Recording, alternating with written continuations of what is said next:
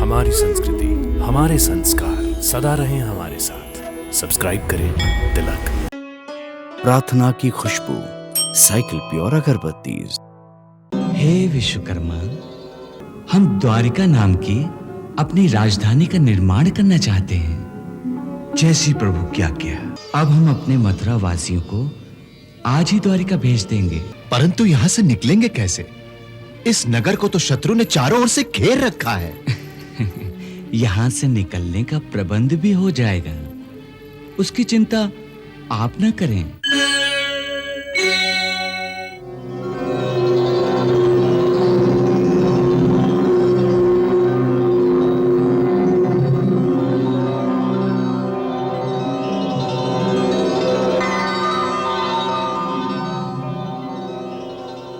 प्रभु के श्री चरणों में सेवक का प्रणाम।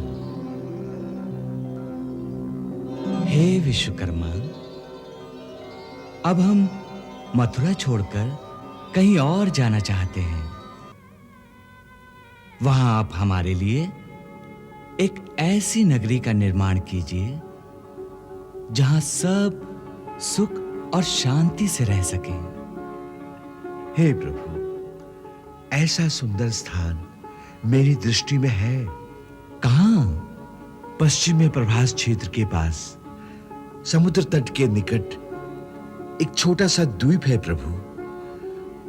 वहां उत्तम पुरी का निर्माण हो सकता है। बहुत अच्छी बात है। आप जाइए और जाकर समुद्र देवता से कहिए कि वहां पर हम द्वारिका नाम की अपनी राजधानी का निर्माण करना चाहते हैं। जैसी प्रभु की आज्ञा।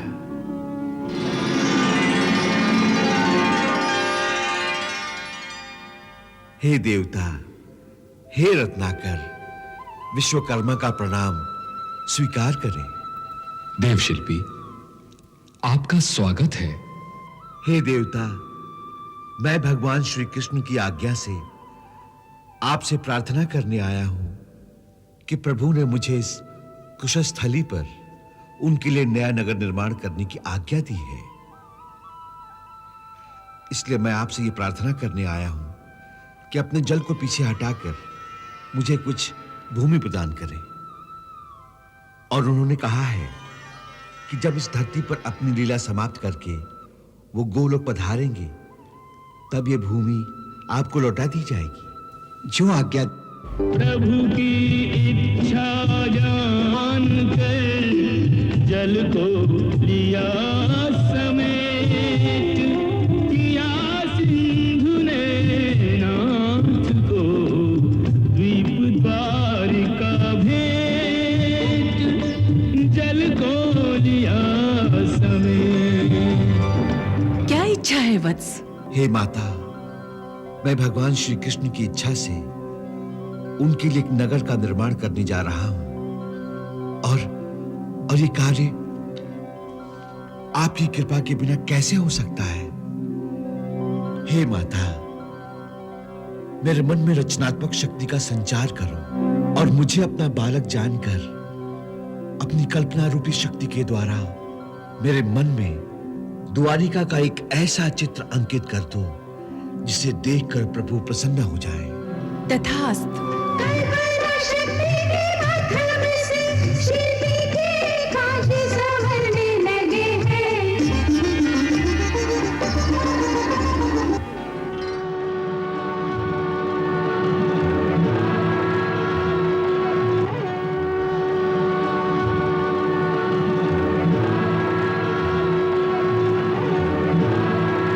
हे विश्वकर्मा, जिनके संकल्प मात्र से सारे ब्रह्मांड का निर्माण हो जाता है, उनका अपना घर आप निर्माण करने जा रहे हैं। इस ऐतिहासिक अवसर को हम भी खोना नहीं चाहते।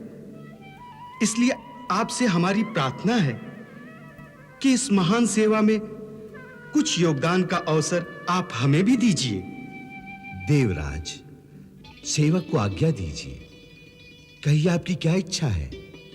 हमारी अमरावती में जिस सभागृह में देवताओं की सभा होती है, उस सभा में जब तक बैठे रहे तब तक प्राणी को न भूख प्यास सताती है, न बुढ़ापा आता है, न ही मृत्यलोक का कोई नियम वहां लागू होता है।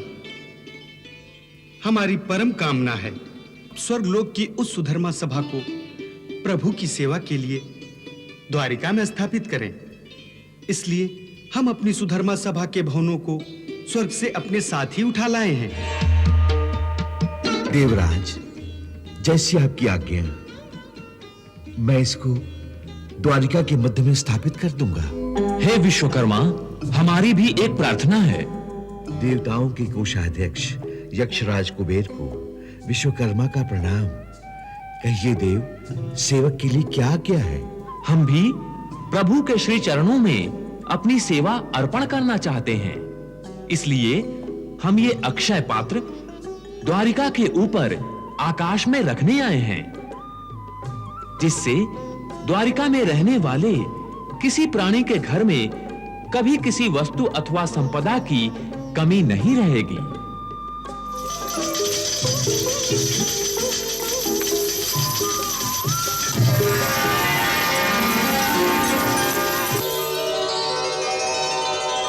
प्रभु, आपके आशीर्वाद से और देवी भगवती की शक्ति के द्वारा द्वारिका नगरी का निर्माण कार्य सफल हो गया। समस्त देवताओं ने अपने अपने सामर्थ्य के अनुसार कुछ न कुछ दिव्य पदार्थ आपके श्री चरणों में भेंट किए हैं। हे विश्वकर्मा, हम आपकी सेवा से अति प्रसन्न हुए हैं। जब तक इस धरा पर द्वारिका नगरी का नाम रहेगा, तब तक इस धरती के समस्त शिल्पी आपको अपना भगवान मानकर आपकी पूजा करेंगे। अब हम अपने मथुरा वासियों को आज ही द्वारिका भेज देंगे। प्रभु, आपने मुझे बुलाया? हाँ क्रूर जी। कहिए, क्या आज्ञा है प्रभु? आज्ञा तो कुछ भी नहीं, परंतु आपको यह बताना है कि अब वो समय आ गया है जब हम मथुरा का त्याग कर दें। प्रभु, ये बात तो आप पहले भी कह चुके हैं, परंतु आपने अभी तक ये नहीं बताया कि यहां से निकलकर जाएंगे कहां? जिस नगरी में जाना है उसका निर्माण हो चुका है। परंतु यहां से निकलेंगे कैसे? इस नगर को तो शत्रु ने चारों ओर से घेर रखा है। यहां से निकलने का प्रबंध भी हो जाएगा, उसकी चिंता आप ना करें। जो भी हमारे आश्रित होगा उसके योगक्षेम का प्रबंध हमारे जिम्मे होगा। जी प्रभु। मेरे लिए क्या क्या है सर्वेश्वर?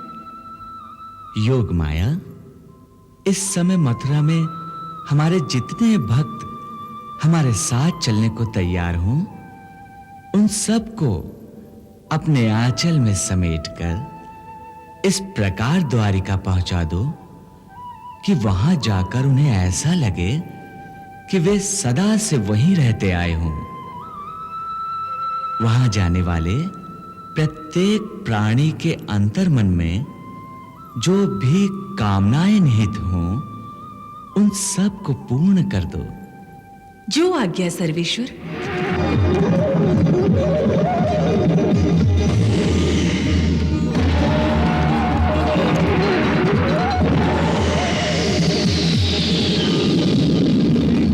योग माया ने केवल अपने आंचल के संकेत मात्र से जिन भक्तों को क्षण भर में मथुरा से द्वारिका पहुंचा दिया था, उनकी बुद्धि को भी महामाया ने कुछ इस प्रकार भ्रमित कर दिया कि उन सबको ऐसा लगने लगा जैसे वे सदा से इसी नगर में रहते आए हैं। उन्हें इस बात का भान भी नहीं हुआ कि वे किसी दूसरे नगर से यहां आए हैं। उनके जीवन का दैनिक व्यवहार उसी प्रकार चलने लगा जैसे सदा से चलता आया था।